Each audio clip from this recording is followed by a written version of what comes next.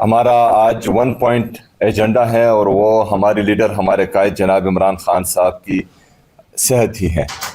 اس میں ہم نے ہر ممکن کوشش کی کہ عمران خان صاحب سے ان کی فیملی کی موجودگی میں، ان کے ذاتی ڈاکٹرز کی نگرانی میں الشفاء انٹرنیشنل میں ان کا علاج ہو سکے۔ ہم نے مختلف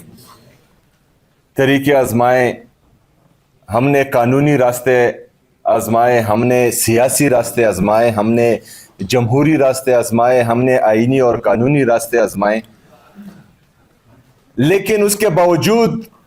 عمران خان صاحب کی صحت کے حوالے سے جو ہمارا آئینی اور قانونی مطالبہ ہے وہ نہیں مانا جا رہا۔ دوسری طرف انٹرسٹ یہ ہے کہ باقی جتنے بھی ہمارے صوبے ہیں جن کے وزیر اعلیٰ عوامی مینڈیٹ سے نہیں آئے، صرف خیبر پختونخوا کا وزیر اعلیٰ ہی عوامی مینڈیٹ کے ساتھ آیا ہے اور عوامی طاقت کے ساتھ آیا ہے، اس کو نائل کرنے کے لیے جو ہے مختلف قسم کے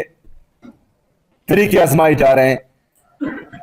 ریجنل کرائسس ہیں، خطے میں جو حالات چل رہے ہیں، پاکستان میں جو حالات چل رہے ہیں، انٹرنیشنل دنیا میں جو حالات چل رہے ہیں، وہ ایک سائڈ پر رکھ کر ہماری انٹرسٹ کیا ہے، ہمارے ملک پر مسلط لوگوں کے، ان کے ہینڈلرز کی انٹرسٹ کیا ہے کہ ہمارے سینیٹرز کو نائل کیا جا رہا ہے، ہمارے لوگوں پر پابندیاں لگائی جا رہی ہیں، پاکستان تحریک انصاف کا جھنڈا نہیں لہرایا جائے گا، پاکستان تحریک انصاف کے وزیر اعلیٰ کو جو ہے 9 مئی میں ریڈیو پاکستان میں نائل کر دیا جائے گا۔ یہ ہماری انٹرسٹ ہیں تو پاکستان خاک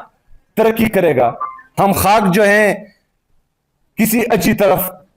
جائیں گے۔ ابھی ہم پرزور مطالبہ کرتے ہیں ایک دفعہ پھر، آئینی، قانونی، جمہوری، سیاسی جتنے بھی راستے ہیں وہ ہم اپنا چکے ہیں۔ ہم آج پھر ایک دفعہ آپ کے توسط سے یہ مطالبہ کرتے ہیں کہ عمران خان صاحب کا علاج ان کے ذاتی ڈاکٹرز کی نگرانی میں، ان کے فیملی ممبرز کی موجودگی میں الشفاء انٹرنیشنل ہاسپٹل میں کرایا جائے۔ اگر فرض کرے ایسا نہیں ہوتا تو اگر خدا نخواستہ عمران خان صاحب کے صحت کے حوالے سے جو بھی ہو، تو جو یہ جعلی حکومت ہے یہ بھی ذمہ دار ہوگی، اور اس جعلی حکومت کے ہینڈلرز اور جنہوں نے اس جعلی حکومت کو مسلط کیا وہ بھی ذمہ دار ہوں گے۔ شکریہ جی۔